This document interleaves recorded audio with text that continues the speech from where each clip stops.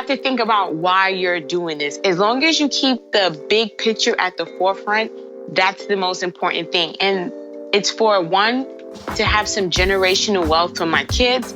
Two, to give something back to my community. And as long as I keep that in my head, which I always do because I have to, it's like, okay, I get why we're doing it. You're listening to Side Hustle Pro, the podcast that teaches you to build and grow your side hustle from passion project to profitable business. And I'm your host, Nicaila Matthews-Okome. So let's get started. Today's episode is brought to you by Gusto. Gusto offers modern, easy payroll benefits and HR to small businesses across the country. They were even named Best Online Payroll by PC Mag. And as a Side Hustle Pro listener, you will get 3 months free when you run your first payroll. So sign up and give it a try at gusto.com/SHP.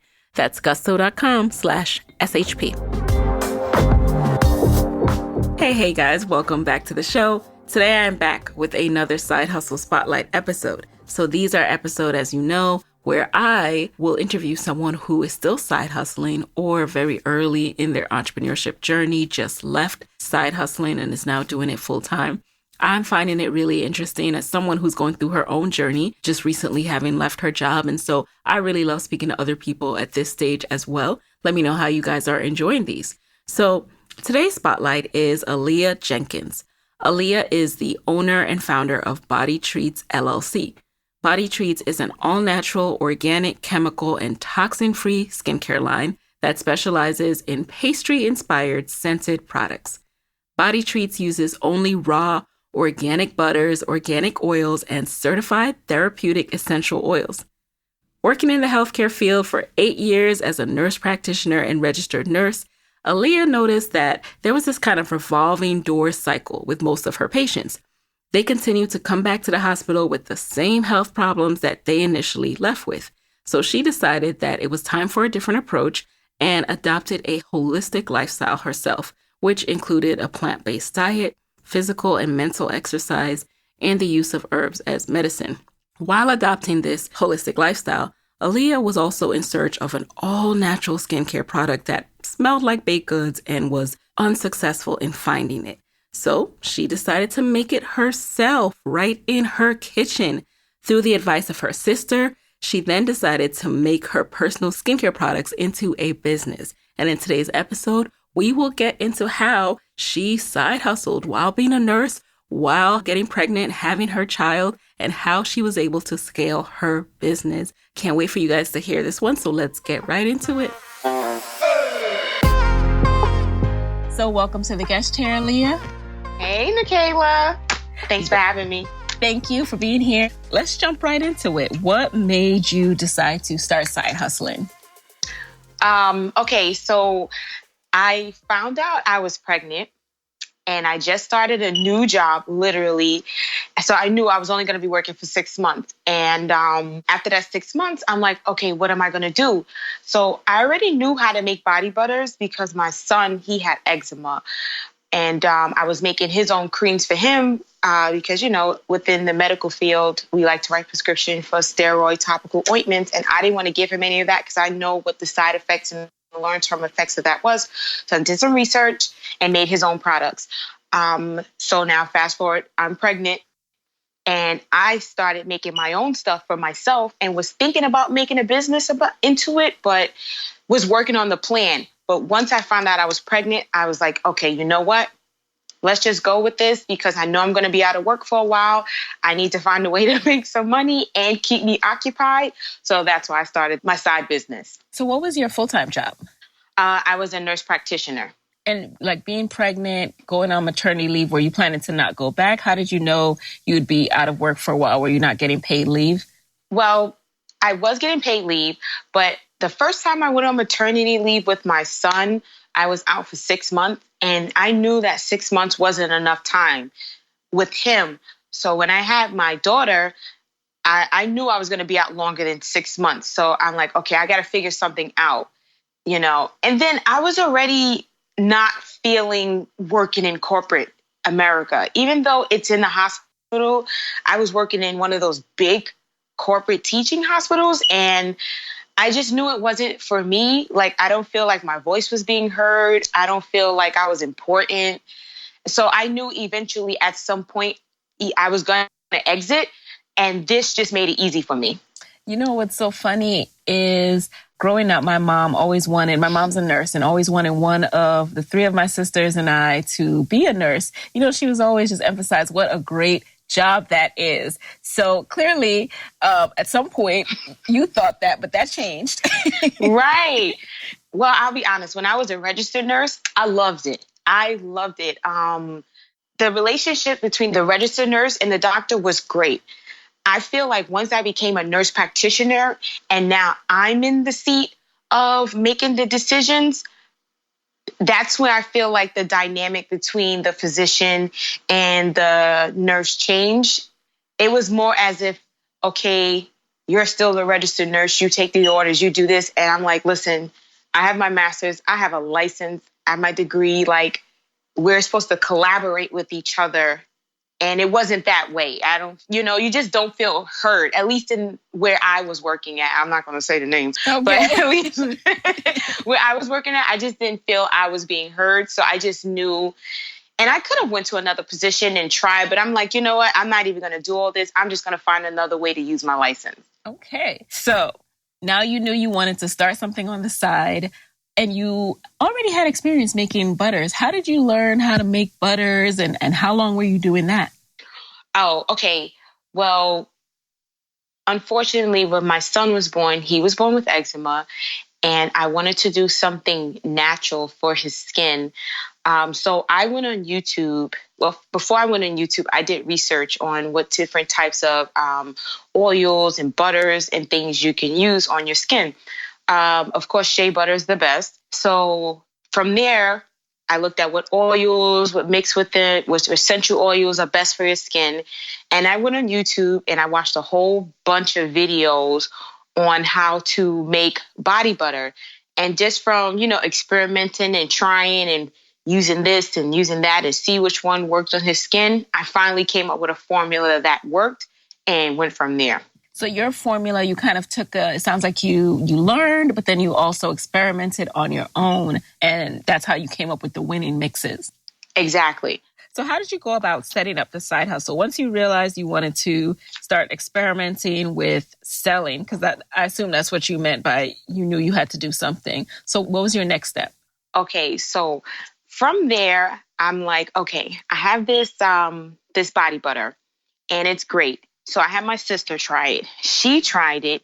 She loved it. And she got some great reviews on it from her using it. I'm like, okay, so let me have some friends and families try it. So I took it to a couple of family members. They all fell in love with it.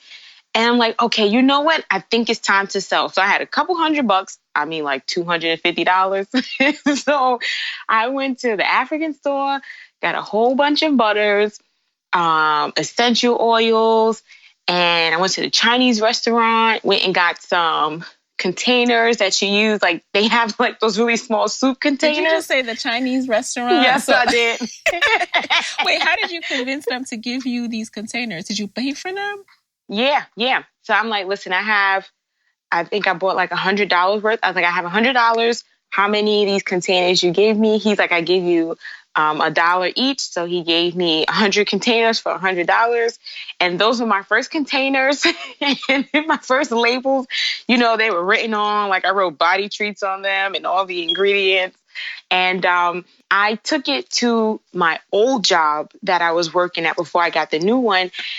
And at that point, I was really heavily into holistic care, like, natural food, dieting, things of that nature. And everyone at my job knew that. So I was like, listen, I got these body butters that I made from scratch using this, and that. And they tried them and they all liked it. Like, they were buying it from me, like right there on the spot.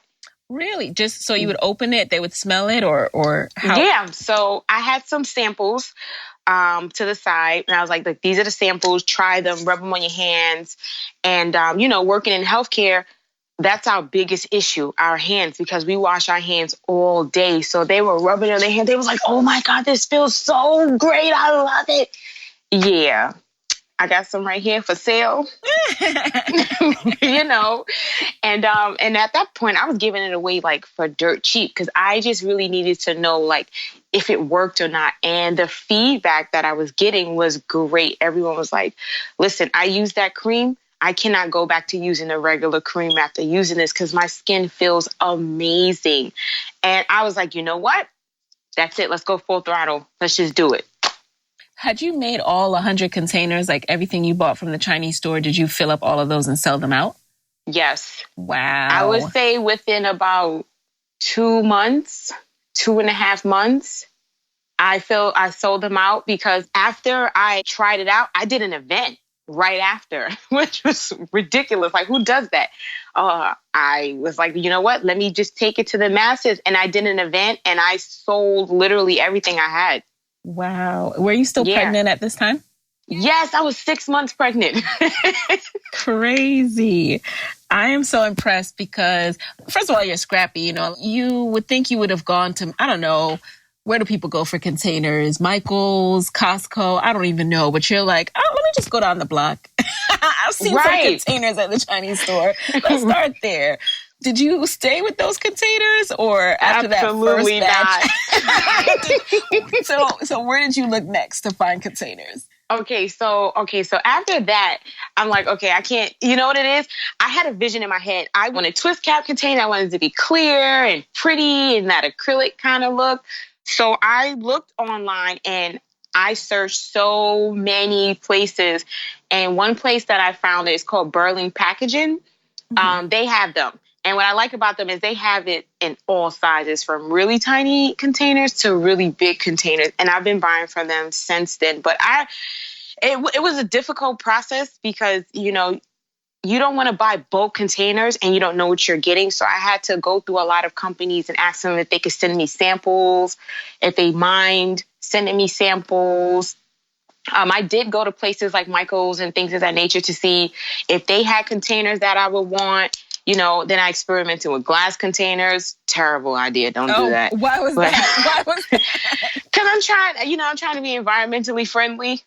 So, like, okay, yeah, you know, you can reuse it for whatever you want. Put some change in there, glass to drink out of, whatever. Yeah, no, that's a terrible idea. Terrible because of how much it costs or because of the process to put it in there?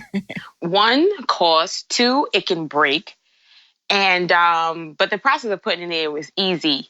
But then, you know, you have to think about it. Like, you know, if I package this up and send it off, there's a possibility it could break. Absolutely. So yeah, but no, I found containers. They're recyclable. So it worked out great. Now let's talk about the marketing. So it sounds like initially right out the gate, there was a word of mouth. You were really taking advantage of those family and friends. But how did you start to gain clients who don't know you, customers who don't know you personally? Vending events. And I didn't even know about vending events. Someone actually told me about it. One of my coworkers who I was selling butters to, she was like, you know, my church does vending events. You know, maybe you should look into doing something of that nature. And I'm like, what's a vending event? And she's like, you know, those events where you go to and you have a whole bunch of people who have small businesses selling things. And I'm like, okay. And I did some research. I went right on Eventbrite and looked up vending events in New York City and found an vending event in Brooklyn right before the Christmas Kwanzaa time. And I did that event for my first event. And like I said, I sold everything. How did you know which event was worth doing? For example, did you look for a certain fee, you know, like it has to be under this fee for you to participate? Okay, so for my first event, I had no idea. I just saw it and picked it and I got lucky.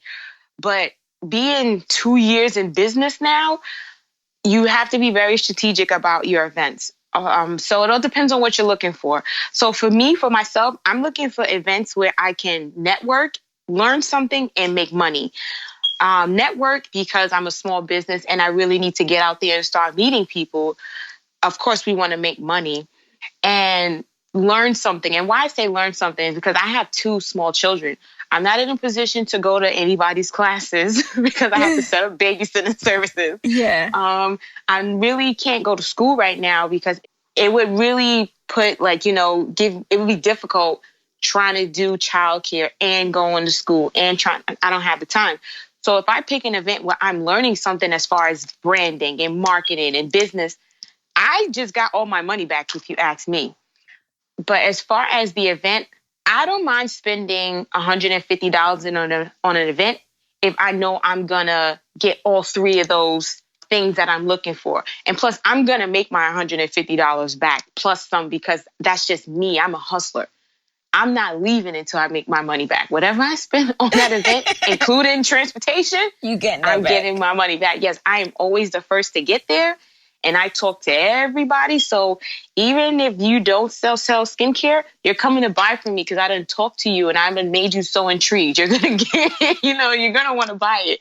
And I'm always the last to leave. Always the last to leave. I like that you mentioned those three, that criteria, because that applies to a lot of things. I think we could all take and practice that. So from now on, we're going to events where we could network, learn something, and make money. Right. Exactly. Get your money's worth. Get your money's worth. And now that you have exposed yourself to these people, their clients, their customers, they want more. Let's talk about the actual process of developing your online store. Tell us about that experience. What was that like? Okay, so initially for the first year, I didn't have an online store. I would just do events often. Like I was doing events like every other weekend. So by the time I hit the end of year one, I was burnt out. And I'm like, okay, I got to figure something out because I can't keep doing these events and have these small children and be a wife. And it was crazy. So that's what made me say, okay, I'm going to start my website, which was smart because that takes care of me having to do events all the time. And even when I was doing my events, people were always asking me, do you have a website? And I'm like, okay, Aliyah, it's time to get the website. It's time to get it up. Yeah, and it was the best thing I could have done. I'm like, why did I wait so long? Like, I should have been did this. Because, no one wants to call you and put an order over the phone. Like, nobody does that anymore.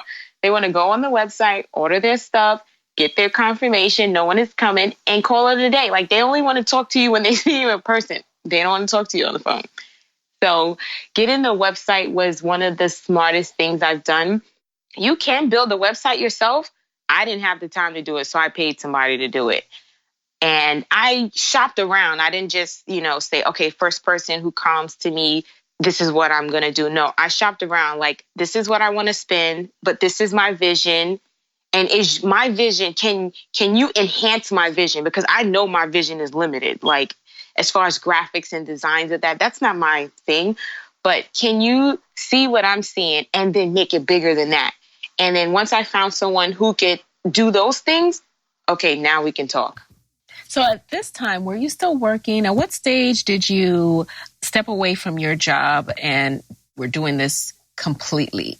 Okay, the whole time that I was pregnant and working, I was running the company. So I started in August of 27, and then I stopped working in February of 2018, and I was running the business the whole time. Now, how did you juggle this while pregnant and working full time? And you already had how many children? One. And a husband. I don't know. And we moved. And you moved. Did you recruit help like on the weekends? Did you recruit your family members to help you out? No. Oh my God. You know what the problem is, Nicaila? I am so stubborn. And it has its pros because it gets things done, but it has its cons because sometimes you need to know when to take a step back. So, but my sister, she helped me the whole time. So I did have my sister there. And then when I did do events or if I needed the weekend to get butters done, the children's grandparents helped a lot. So you do need someone there to help you. But as far as like making the butters and everything, I did it all myself. Were you also getting feedback from people as people bought your products? Did you make any changes in your business based on things that your customers said? As far as the product itself, no. But as far as like the labeling or the look, yes. Like little things that we don't think about. Like, for example, my first labels didn't have like my phone number or my email address on it, and then one lady's like, I like this, but She said, what if I lose your business card and now all I have is this thing with this label and you don't have a website? How am I supposed to get to you? And I'm like, oh yeah, you're right. Okay, maybe I should put my phone number, my email address, or my website, which will be soon coming, on the packaging, things like that. But as far as the product itself, I'm not changing it. And I didn't want to change it because I use quality products. Like I take that very serious. I use the best of the best. I'm not cutting it down to the point where it's like you're just rubbing something on you and it doesn't feel moisturizing or conditioning. If you don't like it, then you just don't like it, and maybe it's not for you. But I won't change the product at all. I think the product is amazing. I think so too. And what do you think is your unique lane within body care and skin care? Okay, so I'm gonna be honest, right? Everyone who does skincare, natural skincare, uses shea butter. And shea butter is amazing. Like, I love shea butter. But everybody does not like shea butter. Some people don't like the heaviness or the greasiness of shea butter. So I was like, okay, how can I do something different? And that's when I researched mango butter. And mango butter has all the same properties as shea butter as far as the fat content with the fatty acids, the vitamins, the moisturizing and absorbability of it. But it's not as heavy and it's not as greasy. So you can wear it in the summertime. And that was the biggest thing. People were like, oh, I love body butters, but I can't stand wearing them in the summertime. And I'm doing summer events. And people were like, I don't want to try. I'm like, just try it. Just put it on. And they would put it on. They're like, oh, my God, this is not greasy. Yeah. And you can wear it right now, girl. Yes, it's a body butter. Come get this. And can we talk about the scents? Yes. First of all, can you eat them? Because I feel like when you smell it, you want to eat it. You want to at least taste it. See, that's the thing. That's why I called it body treats, because it's a little treat for your body. So let me... You're like, oh, you guys, come on, you don't get it. All right, so let me go back a little bit, right? So body treats really started because I was trying to be sexy for my husband, and I wanted to smell like chocolate cake because he loves chocolate cake. And I'm like, okay, let me try to find something. And I couldn't find anything. Like, I went to like all these places, Bath and Body Works, Lush, all those places, the Body Shop, Walgreens. Nobody had anything that was natural. If I did find something that smelled like chocolate, it had all these chemicals in it. And at this point, I'm living a holistic lifestyle. So I'm like, all right, I'm not going to find it, so let's just make it. I go to the African store, and I'm like, hey, you guys have anything that smells like chocolate? They're like, yeah, we got some cocoa butter. And I'm like, okay. So I already knew how to make body butters because I was making them for my son. So I just experimented with what I had at home, and I put it on. My husband was like, honey, this smells great. Like, you smell so good. And I'm like, yes, that's what I was trying to do. Fine, it worked. Like I said, and then I started giving it away, and everyone was like, okay, this is really great. But that was the first butter, was chocolate cake. And I'm like, okay, I want to try something else. And I just started experimenting because I love essential oils. I already had a whole bunch of them in the house. And I just started experimenting. And next thing you know, we have vanilla almond and sweet mint, and then pink lemonade, and then orange creamsicle. And then it just kept growing and growing and growing. I would literally wake up and have an idea and go try it. And it would work almost immediately. It's only 1 cent that I had an idea in my head and it didn't work out. But the rest of them, it was almost instantaneous. Like, it was meant to happen. It just worked out. How do you know that right mix of how many products you should have? Like, as new ideas pop up, how do you know when it's like, okay, you know what? I have enough body butters. Like, I'm giving people too many options now. Okay, so how it worked out for me is I wanted to make an array of products where it could touch on everything. If you like sweet, if you like citrus, if you like minty, if you like vanilla. Once I hit all of those marks, I was like, okay, I'm done. Because the thing about people is you can't give people too many options because they get too confused and they don't know what to do. But then you can't have too little options because they're like, oh, well, do you have this? Well, do you have that? And I do get people who come up to me and ask me, well, do you make this flavor and do you make this flavor? And I'm like, no, this is what I have and this is it. Because once you start doing too much, and then I have to physically make these things too. I don't have time to be making 20 flavors. Like, Right. This is what, like, because I'm making everything by hand. This is what I have. And it touches a little bit of every personality. If it doesn't touch you, then I'm sorry, then maybe it's just not for you. Maybe it's not for you. And not everyone's your customer, right? Absolutely. And that's okay. Like, I'm okay with that. That is A-okay. Hey guys, it's Nikayla here with a quick word from our sponsor. If you have a business or you know someone who does, you probably know by now that small business owners, we wear a lot of hats. And some of those hats are mad fun, I'm not gonna lie. But some of them, like filing taxes and running payroll, they're not so great. That's where Gusto comes in. Gusto makes payroll, taxes, and HR actually easy for us small businesses. It's fast with simple payroll processing, benefits, and expert HR support all in one place. Gusto automatically pays and files your federal, state, and local taxes, so you don't have to worry about all that. Plus, they make it easy to add on things like health benefits and even 401ks for your team. So those old school, clunky payroll providers that you probably thought you had to look at, they just weren't built for the way we work as modern small businesses, but Gusto is. So let them wear all of those hats for you. You have better things to do. Side Hustle Pro listeners, you get 3 months free when you run your first payroll. So test it out. See for yourself at gusto.com/SHP. That's gusto.com/SHP. So at what point you had your baby, and are there any tricks or tips you can offer people to managing a growing business while you're home with a newborn?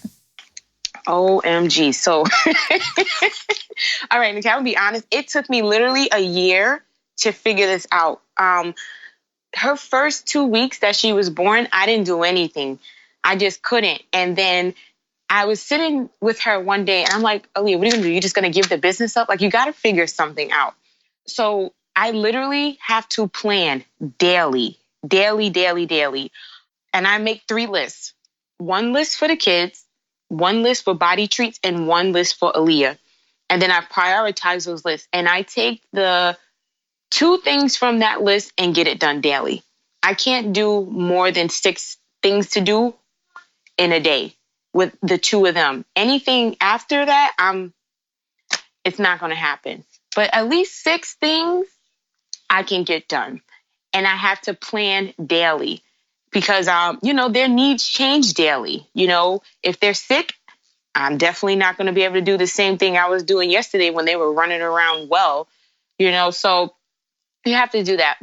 Second, you have to be consistent and you have to have patience. And when I say consistent, so for me, I make them go to sleep, 10 o'clock, they're both in the bed. And from there, even if I'm dead tired, I'm up making butters, doing inventory, doing my accounting information, because I can't hire all these people to do these things for me because all the money goes back into Body Tree. So I have to do it. And I have to be patient with myself and with the business because I do know that having a business is a long-term game. I'm not going to see money coming in the way I want for a while because the business has expenses, and then, you still have to build up your clientele and things of that nature. So I just stay patient with myself and say, I see the long-term goal. I see my long-term goal, which is to make this a successful manufacturing business with employees, because people who look like me and you, they need employment and they need to be in a place where they can feel comfortable and feel enlightened and uplifted to work. Because, it's not just about having my company. It's about teaching others too. I want to teach others, hey, yes, you can have a business with your children and start, even though you're working, you can do it. It's okay. I want to have business classes. I want to have an on-site childcare center. Like, I have big goals for Body Treats. I have to keep in mind that it's going to take time for that to happen. So as long as I keep that in mind, I'm pretty much good to go. And how do you manage your customers' expectations when things shift like that? Like your kids were healthy one day, they're sick the next, you can't get as much done. How do you make sure the business still stays on track? I make butters every day. Every day. No matter what. And that keeps me afloat. As long as I keep producing them, if you order, it's always going to be ready. And I also keep in my head, like, for example, when I order something, I want my stuff yesterday. Yep. Even though I ordered it today, I want it yesterday. I want 2-day delivery, like maximum. So I assume everybody's like me. Mm-hmm. So I have to constantly keep making butters because I don't ever want someone to be like, yeah, I ordered from Body Treats and I'm still waiting 2 weeks later for my body butter that didn't come in. So as soon as you order, it's getting shipped out. I don't play that. As you were speaking, I thought about, I ordered from another body care company one time. I don't know what their name is because it wasn't a good experience. So I just wiped them off my agenda. No, but it was exactly that. Like I ordered, I think PayPal sent me a receipt, never heard from them. I had to be like, excuse me. I placed an order. Were you guys planning to send it or? Right. Right. I was like, no, ma'am. No, thank you. As soon as it comes in, blink, I print that receipt out. Yes. Next and don't morning. get me wrong. Like, I know things come up. So that's why I asked you how you manage people's expectations, because I think communication is what I need personally as a customer. It can be delayed. I will forgive you. If it's the product's good, I will order again. But do not go quiet because you don't know what to tell somebody. Right. And that's another thing. Be honest. Yeah, like, just be honest. Like, there has been times where I've been delayed maybe a day or two. And to me, that is a lot. Like, that stresses me out because I'm like, I don't like anyone waiting. Mm-hmm. So, and I let them know, like, do the this, do the that. I'm sorry, it'll come within a day or two, or, but just be honest. Like, the customer will appreciate your honesty more than you not saying anything. So just be honest. Just be honest. So now let's talk about the challenges of working for yourself. You were working as a nurse, which has a wonderful salary. How did you and your husband decide that you weren't going back? This was really going to be it. And how did you supplement or make up for that income that you no longer had? Right. So the good thing about it is I knew I was going to be out of work. So I started saving immediately. Like, that whole 6 months that I was out, I literally saved everything I had. I also took on a lot of shifts. So whatever Body Treats needed, all that extra money that was coming in, I put into it. So when I did go out of work, my husband knew I was going to be out for a while. So he prepared himself also. And he takes care of everything. Thank goodness. But he has to work like crazy also. So we just, really see each other as much as we want to because he works 2 jobs. But when we do see each other, we make that, we make it important. Like, all right, let's take some time. Let's talk. Let's do whatever it is that we're going to do to have that, husband-wife time with each other and go from there. But he's very supportive. And that's the thing, finding someone who really supports your vision. He's just like, honey, if that's what you want to do, that's what makes you happy, go for it. And he really supports me. And as long as you have someone who supports you and is in your corner and can see your vision, it can work. And you just have to sacrifice a lot. Like, no hair, no nails, no toes, no clothes, no shoes, no toes, shopping. Dang. Nothing. Because, and I know it's temporary. It's very temporary, so I don't mind it. Mm-hmm. But it's a struggle because I'm that girl. I'm that very prissy, super pretty girl. Right. I'm like, I just want to go to the nail salon. But it's like, no, because that money can be spent on something for the business. And this business is what's going to sustain you 20 years from now. So yeah, those toes can wait.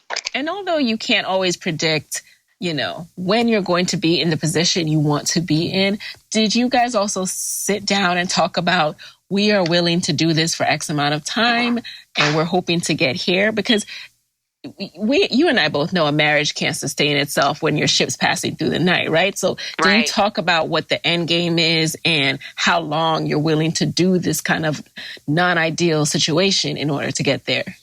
I mean, I haven't had a conversation with my husband about that as far as like how long I'm willing to put into it.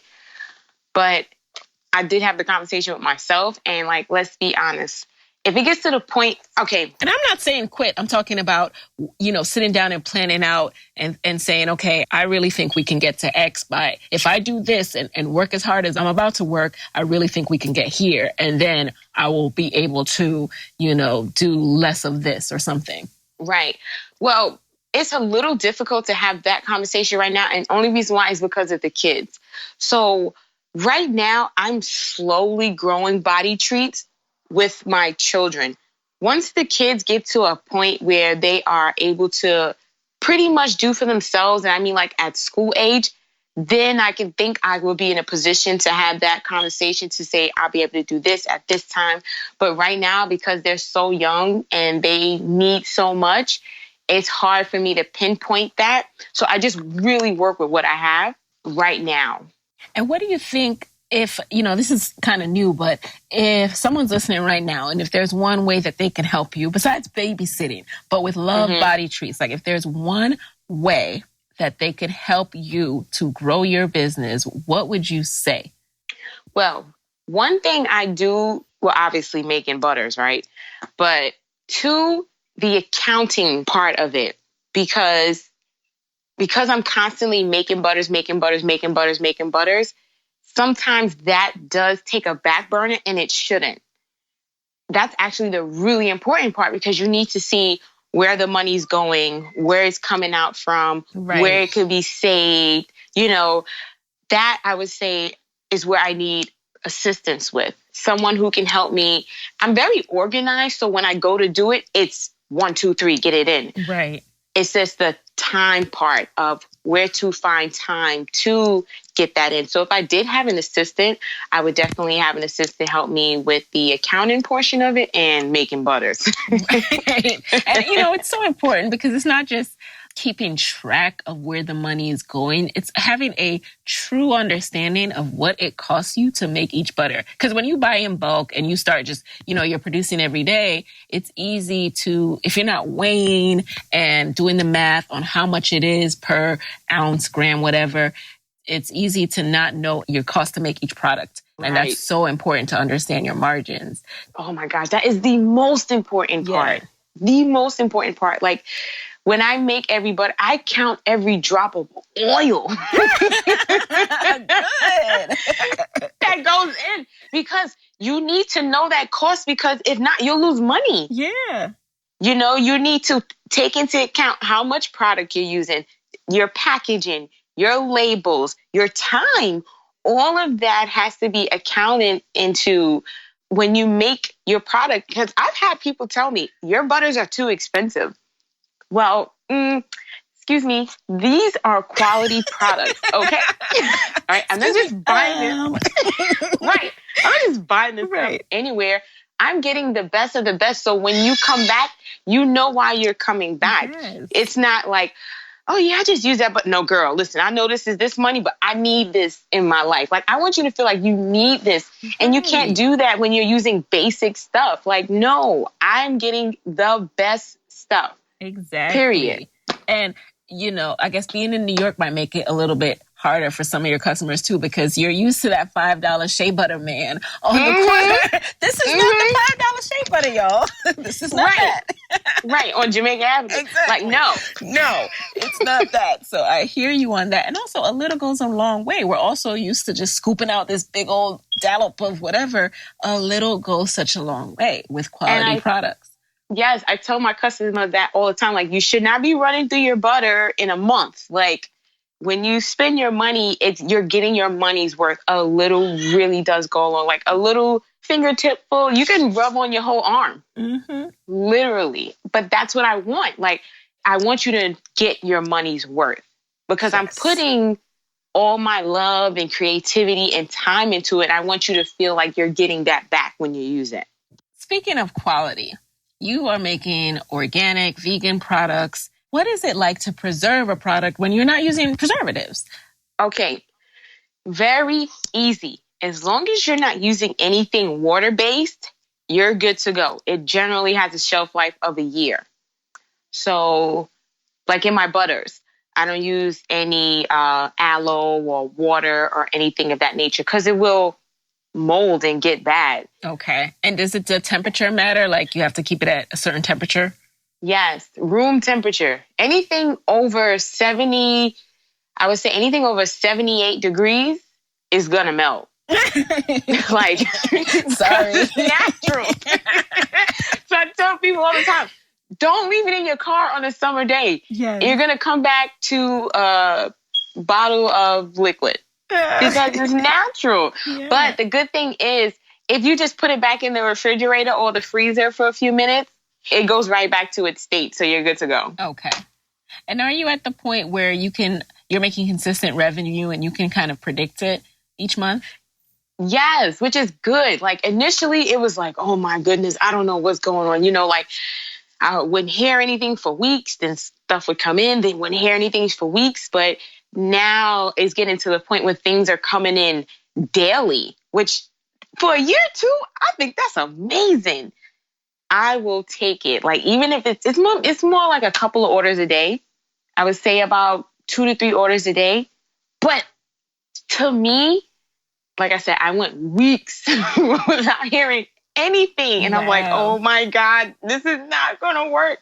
So I'm so happy and so thrilled to get a couple orders a day, honestly. And it's going to pick up. Right. After this. Right. And what was your experience with profitability? So are you profitable? How long did it take you? And are you able to start putting any of that aside and not just back into the business? Okay. So year 1, I evened out. I put in what I put in, I made back, which is good for a first year. Now in year 2, literally for the month of April, I'm starting to see a profit, which is great. Right. And then in January, February, and March, I was able to put like a small little bit of money to the side for savings. It's small, but to me, that is huge and substantial because it's better than nothing. It's a start. So that's great. Finally starting to see a profit. But yes. The thing is you have to know your numbers. You have to be up on your accounting, which means like, you know, my first year, I was just getting what I can to get my hands on, whatever I can get my hands on just to, you know, keep things afloat. Now it's all about, you know, increasing profit and cutting back on costs. So things like buying in bulk when you can, cutting back on shipping costs when you can. You know, if somebody's having a free shipping special, yep, I'm buying that month. Thanks. I'll be getting that because shipping, that cuts into your costs. And looking for sales. Okay. If I have a specific site that I get product from, I'm always watching for when they have a sale. And that helps cut costs significantly for me. Do you still do events or have you been able to scale back on those since you're online now? Okay, so yes, I still do events because I personally love events. I love having that one-on-one interaction with people. I like talking to people. I like to see their responses when they try the butters. So I do events, but now I only do them about once a month. Okay. Whereas before I was literally doing events every weekend, Saturdays and Sundays. Now just once a month, which is great because that gives me time to catch up on my accounting, make butters, spend time with my kids, and get everything that I need to get done and still do events at the same time. Okay. And does Aliyah get any Aliyah time? Like I'm picturing you in your house, like from sun up to sundown. Do you leave your house? Do you make your products in your house? How do you get time out of your house? I don't. Because the loneliness side of entrepreneurship and side hustling is real. So how are you dealing with that? Okay. I will be honest, it does get lonely sometimes. I'm like, man, I really just wish I could just like go and hang out with my girlfriends. But you have to think about why you're doing this. As long as you keep the big picture at the forefront, that's the most important thing. And it's for one, to have some generational wealth for my kids. Two, to give something back to my community. And as long as I keep that in my head, which I always do because I have to, it's like, okay, I get why we're doing it. And it's temporary because there's going to be a point, like I'm really young. I'm just saying, when I hit 50 and everything is like booming and running, I got a whole nother 50 years to do all kinds of stuff. So I'm just like... I love that. That's a great perspective to have. Like, wait till I cry after 50. Shoot. Right. We Smooth chilling. sailing. The foundation we're laid right now. Listen. So what is next for you? What's your goal for the year? What are you working on? Well, right now I have my healthy hair. I'm tapping into the hair, just a smidget, not too much, because hair, I didn't realize hair is like, oh my goodness, it's serious. So I tapped into the healthy hair stuff a little bit where I make my own hair oil. Okay. And I make my own hairspray. It's like an aloe-based hairspray. Everything is all natural. That one I do use preservatives, only vitamin E for the hairspray because it does have aloe in it. And I make the aloe myself. And then I use an infused tea that I put in it. But I started using it in my own hair and I saw how crazy my hair was growing. And my sister was like, well, maybe you should sell that too. And I'm like, ain't nobody gonna want to buy this. Everybody has their own hair products and stuff that they're doing. Yeah, right. Listen, have you met me? Listen to Kayla. I cannot. I will send you some stuff, okay? It's really good. Just today, I had to talk myself out of the CVS aisle. I was like, you have no business in here. You have enough hair products. You literally don't need anything in this aisle. So, but that's the thing with making, it's a big, like, okay, that was me. I would go to the beauty supply store or, CVS, Walgreens and get my hair stuff. And my hair wasn't doing what I wanted to do. So I was like, you know what? Let me just try my own stuff. I had used, for my skin. Let me try it for my hair. And it ended up working way better than the stuff I buy. I don't even use that stuff anymore. I was like, it. Come on. So there's that. And then I'm working on a men's line. Okay. Yes. So we're working on I want to do a nice box for the guys because they always feel left out. Every time I do an event, they're like, well, where's our stuff? I'm like, all right, fine. They're just trolling. No, I'm kidding. That's smart. Especially, I think the beard stuff is really taking off these days. So yeah. So I'm working on that. And it's really nice. I have some guys trying it and they're really loving it. And so I'm doing I'm going to do a beard box, which will come beard oil, beard balm, a body butter, and a soap for the guys. So okay. So let's jump into the lightning round. You know the deal. You just answer the first thing that comes to mind. You ready? Yep. Alrighty. Number one, what is a resource that has helped you in your side hustle that you can share with the Side Hustle Pro audience? Side Hustle Pro, right? And Skillshare. Whoop, whoop. Number two, what's been the best business book that you've read this year? Rich Dad, Poor Dad by Robert Kiyosaki. Amazing book because it talks about the importance of financial literacy, how to make money off of investments, basically how to start and own a business. So that book really helped me with body treats a lot. So I would suggest that for anybody who just wants to become literate on finances. That would be the perfect book. Number three, who is a Black woman side hustler that motivates you to keep going and why? Mahisha Dillinger. She is the owner of Curls and she had her own start like me. She was in corporate America, didn't feel appreciated, got out of it and started Curls. And that was almost 10 years ago and Curls is popping now. Yeah. It's a big thing. Number four, what is a personal habit that has helped you significantly with your side hustle? Okay, plan daily, make your list daily of what you can and cannot do and prioritize that. And consistency and patience helps a lot. And then finally, what is your parting advice for fellow side hustlers? That it's okay to scale back. And what I mean by that is this, like for my first year of Body Treats, I was running. And I ended up experiencing burnout in year one, which is crazy. You shouldn't be experiencing burnout in year one. A lot of people would keep going. Me, I was like, I got to do something. So I scaled back. Mm-hmm. And that was the best thing for me, because scaling back actually helped me make more money, because I was able to see what the problem was and find solutions for it. That is such good advice. It's okay to scale back. You got to sometimes take a step backwards to move forward. So Thank you for that reminder. Now, where can people connect with Body Treats after this episode and buy out all of your inventory? So we do have the website, which is Love Body Treats. That's LUVBODYTREATS.com. Or you can email me at lovebodytreats@gmail.com. My IG handle is LUV_body_treats. All right, guys. And there you have it. Hey, thanks for listening. Now stay connected in between episodes by texting Side Hustle Pro to 44222. You'll get my weekly 6-bullet Saturday newsletters where I share what I'm up to, what I'm reading, my business tip of the week, and resources to help you grow your side hustle. And I'm working behind the scenes on some live events, which my email list will get access to first. So make sure you're in the loop. Text Side Hustle Pro to 44222 or visit sidehustlepro.co/SBS.